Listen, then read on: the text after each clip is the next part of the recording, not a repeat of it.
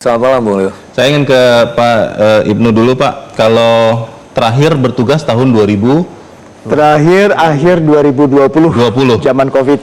Itu di saat itu sudah mulai ada tanda-tanda bahwa ekonomi Vietnam itu akan seperti tahun lalu, Pak, tumbuh 8% di tengah ancaman global. Ya. Atau memang itu terjadi setelah masa tugas Anda selesai, Pak?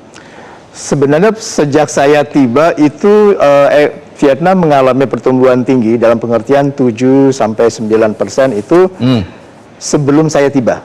Jadi pas saya tiba di awal tahun 2016 itu mereka sudah in the middle of that process of experiencing high economic growth. Jadi waktu saya tiba beberapa hal yang significant change ya yang terlihat ya. Secara fisik ya, jalan-jalan tol itu baru jalan. Infrastruktur ya. Airport yang di Hanoi sudah pernah ke sana ya, itu juga baru diresmikan. Kemudian juga beberapa fasilitas kawasan industri ya di selatan maupun di utara itu sudah berjalan dengan baik. Dalam pengertian bahwa Vietnam itu sangat mendorong manufacturing industry.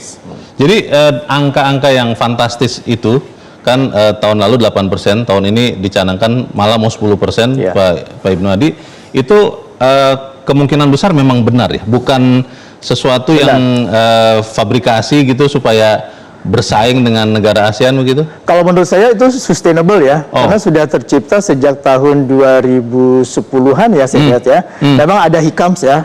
Waktu saya datang 2015 itu dia sedikit turun sekitar 5%. Kemudian zaman 2016, tolong saya dikoreksi ya Pak. Itu dia naik lagi menjadi 7%, 8%. Jadi selama saya di sana itu sekitar 7-8%.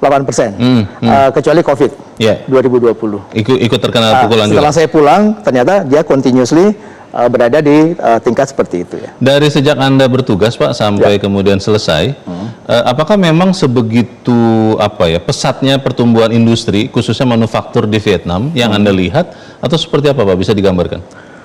Dia pesat dalam industri karena memang sudah menjadi kesepakatan nasional ya. Jangan lupa bahwa Vietnam adalah negara komunis, hanya satu partai, jadi one command ya, one decision ya. Jadi once it is decided from the top, langsung dijalankan sampai ke bawah, unified ya, seragam. Dan itu sudah komitmen mereka seperti itu. Seperti yang saya katakan, kebijakan Doi Moi atau economic reform itu dicetuskan sejak 1986.